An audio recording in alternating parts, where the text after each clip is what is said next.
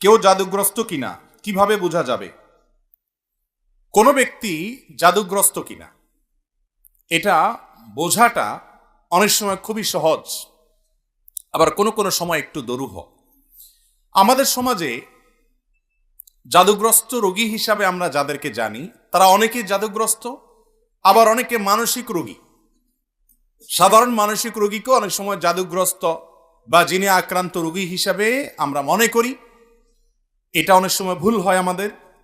এই জন্য জাদুগ্রস্ত রোগীর কিছু আলামত আছে, সে আলামতগুলো দেখে আমরা নিরূপণ করতে পারি কোন ব্যক্তিকে জাদু করা হয়েছে, অর্থাৎ ব্ল্যাক ম্যাজিক করা হয়েছে। এর আগে বলে রাখি যে ব্ল্যাক ম্যাজিক যে করে আর যে করায় পয়সা দিয়ে, এই উভয় ব্যক্তি শুধু কাবিরা গুনাহকারী নয়, বরং এই জাদুর কাজ যে ব্যক্তি করে, জাদুকর বা ব্ল্যাক ম্যাজিশিয়ান যে ব্যক্তি ব্ল্যাক ম্যাজিক করে মানুষের ক্ষতি করে, ইসলামী শরিয়ার দৃষ্টিকোণ থেকে সবচাইতে জঘন্য শাস্তির মুখোমুখি সে ব্যক্তি হবে, মৃত্যুদণ্ডের শাস্তি ইসলামী আদালত তাকে দিবে। এইটাই হলো ইসলামী শরিয়ার বিধান। এত জঘন্য অপরাধ। আর জাদুর বাস্তবতা এটাকে আমাদের অনেক তথাকথিত বিজ্ঞান মনস্ক ভাইয়েরা অস্বীকার করেন। তারা বলে অলৌকিক বলতে কোনো কিছু নাই, তারা অলৌকিকতাকে অস্বীকার করে। আমার মনে হয় এই একটা পয়েন্টে যদি একজন মানুষ নির্মোহভাবে নিরপেক্ষভাবে একটু যাচাই করার চেষ্টা করেন যে আসলে জাদু বলতে কোনো কিছু আছে কিনা, বা জেনে ধরা রোগী বা জিনের উপদ্রব বলতে কোনো কিছু আছে কিনা, একটু যদি অনুসন্ধান করা হয় এবং সেটা যদি ইনসাফের সাথে করা হয়, নির্মোহভাবে করা হয়, আমার তো মনে হয় এই যুগে আল্লাহর কোরআনের প্রতি ঈমান আনার জন্য আর কিচ্ছু দরকার নাই, এই একটা পয়েন্টই যথেষ্ট। কারণ অনেক জিনে ধরা রোগী আছে, যেই জিনে ধরা রোগীদের পুরো অবস্থা যদি পর্যবেক্ষণ করেন আপনি, তাদের মধ্যে যে সমস্যা আছে সেই সমস্যাটা যে অলৌকিক, সেই সমস্যাটা যে কোনো লৌকিক সমস্যা না, সেই সমস্যাটা যে সাধারণ কোনো সমস্যা না, অসুখ না, এটা বোঝার জন্য আপনার পণ্ডিত হওয়া লাগবে না, বেশি সময় অপেক্ষাও করা লাগবে না। যারা জিনের রোগী দেখেছেন এবং জিনের উপদ্রব যাদের বাসা বাড়িতে হয়েছে, স্বচক্ষে দেখার সুযোগ পেয়েছেন, তাদের কাছে এটা দিনের আলোর মতো পরিষ্কার। এবং এরকম বহু দৃশ্য দেখার সুযোগ আমার হয়েছে। আল্লাহ রাব্বুল আলামিন কোরআনে কারিমে সূরা জিনের মধ্যে জিন জাতির অস্তিত্বের কথা বলেছেন। আমাদের তথাকথিত বিজ্ঞান মনস্ক ভাইয়েরা, বোনেরা, অনেক নাস্তিক বন্ধুরা তারা জিনের অস্তিত্বকে স্বীকার করে না, অথচ জিনের উপদ্রব যে বাসা বাড়িতে হয়েছে তারা জানে জিন আছে না নাই, তার উপদ্রব দেখে অনুমান করতে পারে, নিশ্চিত হতে পারে তারা। আমি ব্যক্তিগতভাবে এরকম কয়েকটা ঘটনার কথা জানি যে বাসায় মেয়েরা হয়তো কোনো তরকারি কেটে, ধরুন কুমড়া কেটে ফালি করে রেখেছে, তাকিয়ে দেখে ফালিটা নাই, নিয়ে গেছে। কে নিয়ে গেছে? আমার কোনো বিজ্ঞান মনস্ক ভাই এটার কোনো ব্যাখ্যা দাঁড় করাতে পারবেন না। ফ্রিজ থেকে ডিম এনে ড্রয়িং রুমে মাঝখানে ছেড়ে দিস, কে ফেলেছে? কোনো ব্যাখ্যা বিজ্ঞান মনস্ক ভাইরা বের করতে পারবেন না। এবং হয়তো জিনে কোনো ব্যক্তির উপরে আক্রমণ করেছে, তার উপরে সওয়ার হয়ে বসেছে, এই ব্যক্তি তাকে নিয়ে গাছের ডালে নিয়ে গেছে। এ ধরনের ঘটনাগুলো আমাদের চোখের সামনে অনেকবার ঘটেছে। এবং জাদুগ্রস্ত রোগীর বিষয়টা আরো পরিষ্কার।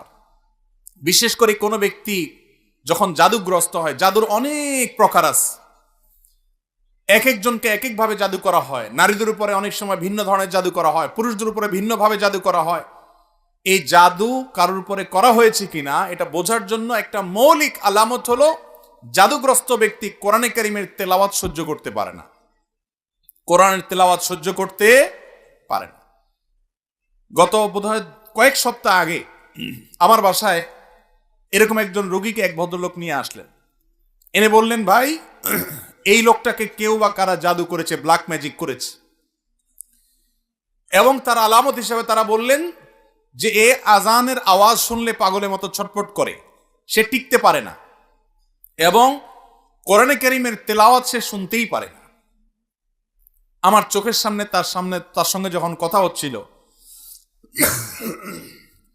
কোরআনে কারিমের তেলাওয়াত শুনে তার শরীরে আমি নিজের চোখের সামনে দেখলাম যে তার পাওগুলো, আঙ্গুলগুলো এরকম সব বাঁকা হয়ে যাচ্ছে।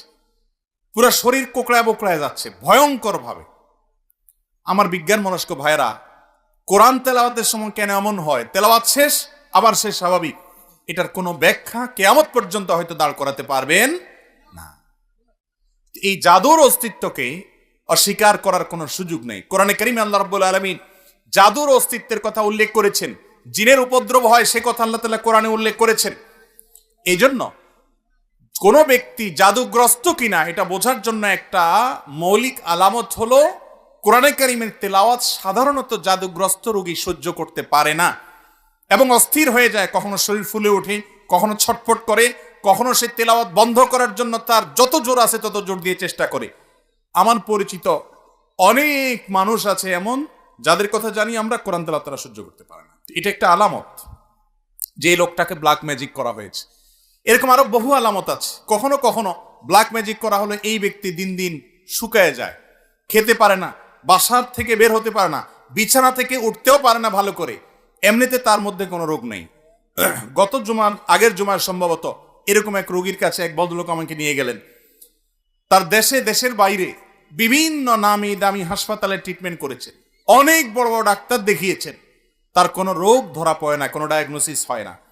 তার সমস্যা হলো তিনি বিছানা থেকে উঠতেই পারেন না, দুর্বল হয়ে পড়ে থাকেন এবং সমস্ত ট্রিটমেন্ট করার পর খোলাসা আসলো তার শরীরে আসলে তেমন কোনো রোগই নেই।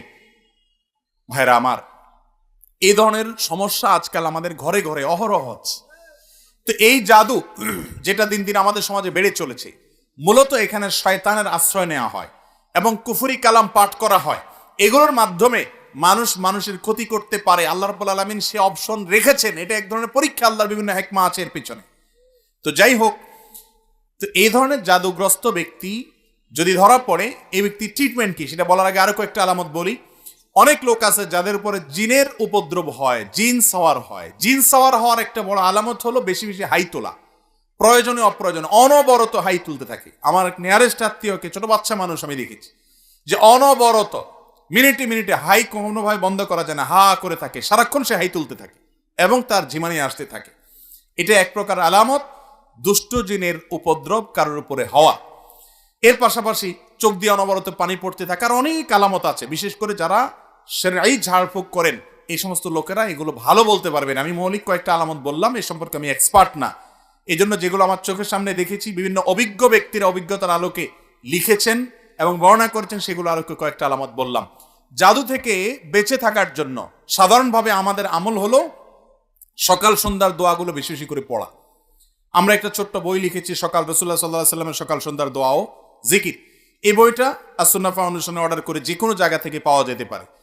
এই বই ছাড়া আরো বিভিন্ন হিসনুল মুসলিম আছে, আরো বিভিন্ন বই আছে দোয়ার, সেগুলোতে সকালে এবং সন্ধ্যা নবী সাল্লাল্লাহু আলাইহি ওয়াসাল্লাম যে দোয়াগুলো পড়তেন, এর মধ্যে বিশেষ করে কয়েকটা দোয়ার কথা বলি।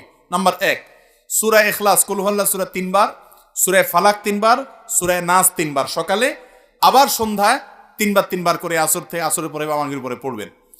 আরেকটা দোয়া হলো আউযু বিকালিমাতিল্লাহি তাম্মা ওয়া মিন শাররি কুল্লি শাইতানিন ওয়া হাম্মা ওয়া মিন কুল্লি আইনিন লাম্মা। এটা বেশি বেশি করে পড়া। এর মাধ্যমেও ব্ল্যাক ম্যাজিক এবং দুষ্টজিনের উপদ্রব থেকে বাঁচা যায়। এছাড়া দুষ্টজিনের উপদ্রব থেকে বাঁচার জন্য আলাদা অনেকগুলো আমল আছে। একটা ভিডিওতে আমরা বলেছি 15টি আমল আছে। বাসা বাড়িতে সাধারণত টয়লেটে এদের অবস্থানটা বেশি থাকে, পেশাব ময়লা ইত্যাদি বেশি থাকলে সেখানে থাকে, এবং নানা রকমের প্রাণীর ছবি ইত্যাদি টাঙানো থাকলে সেখানেও হয়, আরো অনেক কারণে হয়। এগুলো থেকে বাঁচার জন্য বাসায় প্রবেশের সঙ্গে বিসমিল্লাহ বলে প্রবেশ, আবার বের হওয়ার সময় বিসমিল্লাহ বলে বের হওয়া, এগুলো হলো এদের উপদ্রব থেকে বাঁচার উপায়। খাবার গ্রহণ করার সময় বিসমিল্লাহ এবং যে কোনো ভালো কাজের শুরুতে বিসমিল্লাহ। এরকম আরো অনেক আমল আছে। এই আমলগুলোর মাধ্যমে বিশেষ করে জাদু থেকে বাঁচার জন্য সূরা ফালাক নাস নাজিল হয়েছে। আমাদের সঙ্গ নবী করিম সাল্লাল্লাহু আলাইহি সাল্লাম তাকে একজন ইহুদি, তার নাম ছিল লাবিদ ইবনে আসম, এই দুষ্ট লোকটা জাদু করেছে। নবী সাল্লাল্লাহু আলাইহি সাল্লাম অসুস্থ হয়ে পড়েছেন, এমন অসুস্থতা যে কোনো ডাক্তারি ট্রিটমেন্টে কোনো উপকার হচ্ছে না, কোনোভাবে কোনো রোগ ধরা পড়ছে না। পরবর্তীতে আল্লাহ রাব্বুল আলামিন দুজন ফেরেশতা পাঠালেন। তারা দুজনের একজন তার পায়ের কাছে, আরেকজন মাথার কাছে দাঁড়িয়ে একজন অপরজনকে জিজ্ঞাসা করছেন লোকটার কি হয়েছে। তখন অপরজন জবাবে বলছেন তাকে জাদু করা হয়েছে, সাধারণ কোনো রোগ না। তখন জিজ্ঞেস করলেন যে কে জাদু করেছে, বললে অমুক জাদু করেছে, নাম সহকারে। কি দিয়ে জাদু করেছে? তার চুল দিয়ে জাদু করেছে। কোথায় আছে? অমুক কূপের নিচে আছে। এর প্রেক্ষিতে ওই ফেরেশতা আবার জিজ্ঞাসা করলেন তাহলে এখন মুক্তির উপায় কি? তখন বললেন এই কুল হুয়াল্লাহু আহাদ, কুল আউযু বিরাব্বিল ফালাক, কুল আউযু বিরাব্বিন নাস। বিশেষ করে কুল আউযু বিরাব্বিল ফালাক এটা এবং কুল নাস, এই দুটি সূরা জাদু থেকে মুক্তির জন্য অসম্ভব উপকারী আমল। আর কোন ভাষায় এই ধরনের কোন উপদ্রব থাকলে সূরা বাকারা তেলাওয়াত করা সম্পর্কে হাদিসে নবী করিম সাল্লাল্লাহু আলাইহি ওয়াসাল্লাম বলেছেন, যে ভাষায় সূরা বাকারা তেলাওয়াত করা হয় সে ভাষায় দুষ্ট জিন বা শয়তানের উপদ্রব থাকে না, আল্লাহ তাআলা হেফাজত করেন। এবং এই আমলগুলো আল্লাহর কসম করে বলেছি, আমি ব্যক্তিগতভাবে বহুবার অ্যাপ্লাই করেছি, আমল করে দেখেছি, সাথে সাথে উপকার পাওয়া যায়। কোনো কোনো সময় ছোট ছোট বাচ্চাদেরকে দেখবেন 2 বছর 3 বছরের বাচ্চা এমন অস্বাভাবিক আচরণ করে যে অস্বাভাবিক আচরণটা কোনো ব্যাখ্যা দিয়ে আপনি দাঁড় করাতে পারবেন। হঠাৎ করে সে পাগলামি এমন করে, সীমা ছাড়িয়ে পাগলামি করে, আপনি সাথে সাথে আউযু বিসমিল্লাহ পড়ে সূরা ফাতিহা পড়েন, সূরা ইখলাস, ফালাক এবং নাস, কুল হুয়াল্লাহু কুল আল্লাহু কুল রাব্বিন নাস, যতটুকু পারেন নিজে নিজে পড়েন, পড়ে তাকে ফু দেন। আউযু বিকালিমাতিল্লাহি তাম্মা অমিন শাররি কুল্লি শাইতানিন ওয়া হাম্মা অমিন কুল্লি আইনিল লাম্মা, দোয়াটা পড়ে পারলে ফু দেন। এবং আর কিছু না পারেন অন্তত 3 কুল পড়ে পড়ে ফু দেন। সাথে সাথে ইনশাআল্লাহ আপনি দুষ্টজনের উপদ্রব থেকে বাঁচার আলামত নমুনা পাবেন। আর কিছু না পারেন সূরা বাকারার তেলাওয়াত, কোরআনে কারীমের তেলাওয়াত অনলাইন থেকে, ইউটিউব থেকে খুঁজে বের করে চালু করে দেন। সাথে সাথে দেখবেন যদি ওই জাতীয় সমস্যা হয়ে থাকে, দেখবেন সে শান্ত হয়ে গেছে। এবং এটাও ব্যক্তিগতভাবে আমি বহুবার আমল করে দেখেছি। অতএব ব্ল্যাক ম্যাজিক এখন ঘরে ঘরে, দুষ্টজনের উপদ্রব এখন ঘরে ঘরে, যারা সাফার করছে তারা জানেন। আমাদের সবাইকে নবী করিম সাল্লাল্লাহু আলাইহি ওয়াসাল্লামের শেখানো আমলগুলো করতে হবে। আর ব্ল্যাক ম্যাজিকের ট্রিটমেন্টের নামে যা হয় আমাদের দেশে, বিশেষ করে কবিরাজরা যা করে, এদের বেশিরভাগই হলো বাটপার কিসিমের, এদের বেশিরভাগ হলো প্রতারক কিসিমের। এদেরকে বোঝা বড় কঠিন, বিশেষ করে যেই লোকগুলো অনেক মোটা অঙ্ক হাঁকাবে এবং ওই 7 ঘাটে পানি 14 ঘাট 14 পুকুরের থেকে অমুকটা তমুকটা, কালো ছাগল, কালো মোরগ, এগুলো আলামত খারাপ। কোরআনে কারীম থেকে সরাসরি যারা ট্রিটমেন্ট করে, এই ট্রিটমেন্টগুলোই সাধারণত হয়ে থাকে